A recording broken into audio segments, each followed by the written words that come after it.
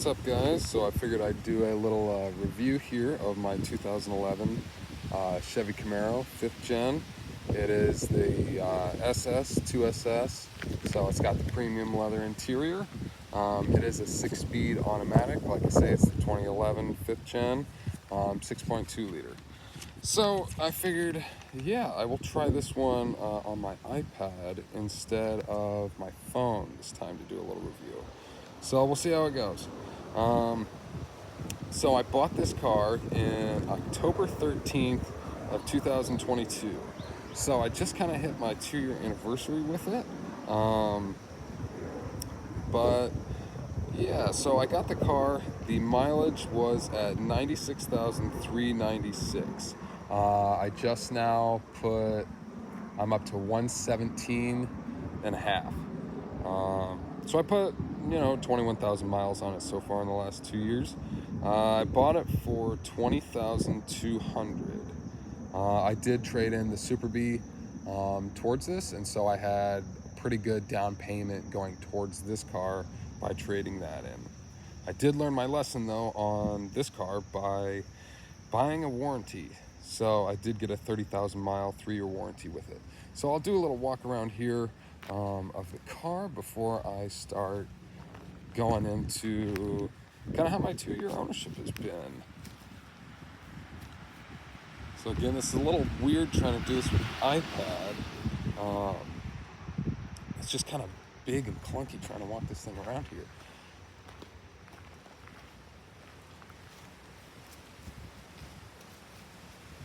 So I am a big fan of the 5th gen Camaros. I've really kind of gotten into Camaros and everything with it. This was also my first convertible.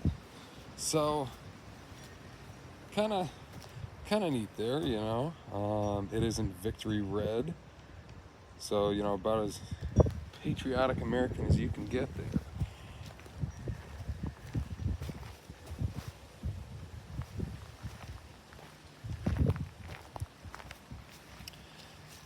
So I will kind of go into my experience as far as ownership has gone, because you hear a lot of different things online, oh, Chevys are the most reliable or Chevys are the most unreliable. Let's just say I'm happy I had that warranty. I'll just put it at that. I do really like the car, but I am pretty happy I got that warranty. After my experience with the cam and lifter failure with my Dodge and not having a warranty, I wasn't going to do that again. So this is just going down the list that I made of everything with the warranty work that has been covered.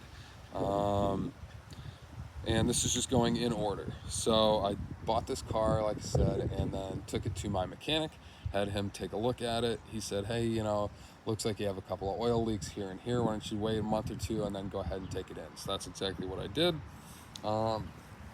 And so the first two things I had done were the oil pan gasket leak and the valve cover gasket leak. So those would have been fairly expensive to have done if you were just paying the dealership to do it. So again, under warranty, I do have a $100 deductible every time I have warranty work done. So then a couple months later, the oil pressure sensor had to be replaced. Through check engine light, took that in, had the warranty do it. It would either read no oil pressure or like 100% oil pressure. It was very odd, but it was a pretty simple fix. Then a couple months later after that, had my mechanic take a look at it again, and this time there was a whole bunch of stuff. So we made a rather long list, and I took it into the Chevy dealer. So starting with that, there was a clunk coming from the rear.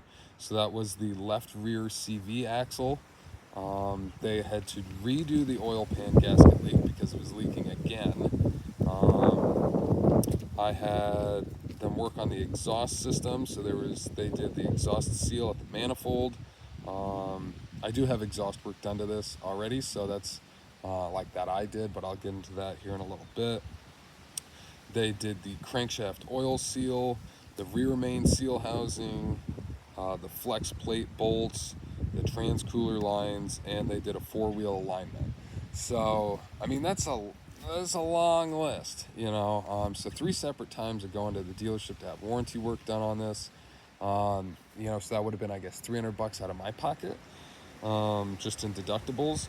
But, when they give you the receipt, it says what it would have cost, and I keep track of all that. And so the total cost of what all that warranty work would have been had you had to pay out of pocket, like what happened to me with the Dodge, was $8,759, which to me is, that's quite the expense, quite a lot of work done to it, and in 2 years of ownership, that's a lot of money that would have been spent on this car in 2 years of ownership. So it's never left me stranded as far as reliability goes. That's been great, but it does kind of make you think a little bit as far as reliability. Especially for all of us that are going to be in the used car market, and you're going to be looking at something around 100,000 miles, around 10 years old. Especially, like I say, even this, let's see, I got it. It was 11 years old when I got it. It's 13 now, about to be 14 years old. For this is still a $20,000 car. That's not a cheap car. So the mods that I've done to it, I guess we'll get out of the doom and gloom and kind of go into some of the mods and stuff that I've done. So working around the back here, I guess you can kind of notice I did the SS emblems right there. I did the smoked side marker lights. For the exhaust, I have Speed Engineering 4-inch mufflers that go into a X-Force mid-pipe X-pipe. So I really thought this thing was gonna really get loud, and it's somewhat loud, but I think car guys, you can always go louder. It sounds all right, but it's still quiet enough that in the cabin, in the car, you can still just talk normally, which is nice because it being convertible, you think it might be really loud in there, but it's not too bad. So I did the exhaust work on it. I did the LED fog lights, and the daytime running light harness, the emblems, the front lip. So I've had some people ask me about it. I've actually had 2 front lips on this car. So got it from eBay, actually. The first one that I got was one of those faux carbon fiber ones, and it did look pretty good, but 6 months after I got it, I had a guy in front of me on the highway run over a piece of tire, and it flew up and smashed that front lip. So then I had to get another one. Figured I'd get a different style. This one I just think looks clean, simple. So 2 front lips on it. And then as far as actual work that I did, were the brakes all around 4 corners. So I've been reading on some of the forums and some of the Facebook groups about people having problems with what I was having. Why I had to do all the brakes was when I'd be slowing down from highway speeds, the steering wheel would really aggressively shake. Even the shifter would shake. It was just, pretty worrisome. And I thought there was, maybe it's something with suspension. I don't know what's going on with this thing. Read through the forums, and it was like, yeah, no, it's your rotors. You have warped rotors. And sure enough, that's what it was. So I figured, hey, I'm just going to do all the brakes. So you can kind of see here, I did drilled and slotted rotors, and then did ceramic brake pads. So the pads were actually not that bad, but it's one of those of, if you're already in there, you might as well, I'm not going to put used brake pads back on if I'm putting all new rotors. So the car does stop really good. It totally cleared up any of that shaking problem. Obviously not my shaky hand with holding this damn laptop, but the only thing I would say about it is that it does kind of squeal sometimes, or kind of squeak. If they're not warmed up at all and you're just literally going from stop sign to stop sign in your neighborhood or something, sometimes it might squeal a little. But yeah, in mods I've got it, say I had to redo a couple things, in the brakes. So yeah, I've got 1,400 done in the mods for that. But yeah, I think I made the car look a little better. It doesn't look completely bone stock. But we can go ahead and take a look on the interior. Like I say, so it's Victory Red is the paint with the camel brown canvas top. Going inside the car, you know, you have the two-tone black and tan leather seats.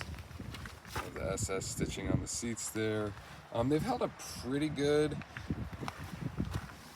You know, you only have a little bit of wear right there, but otherwise they've held up nice. We'll see if I can start the car, because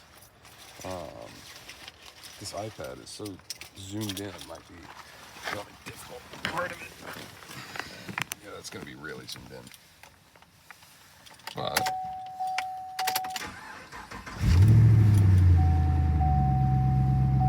heads-up display.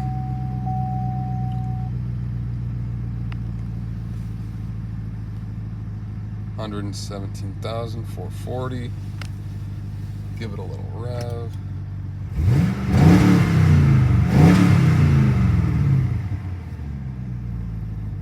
I think it sounds really good, but you can always go a little louder. It does have the Sirius XM Bluetooth radio. You can see the RS style gauges down there at the bottom. Again, the car is cold, but the only thing about the Bluetooth on here that I don't like is it's pretty much just for phone calls. Can't really sync your phone up to it that well to actually listen to music. But we'll go ahead and turn it off.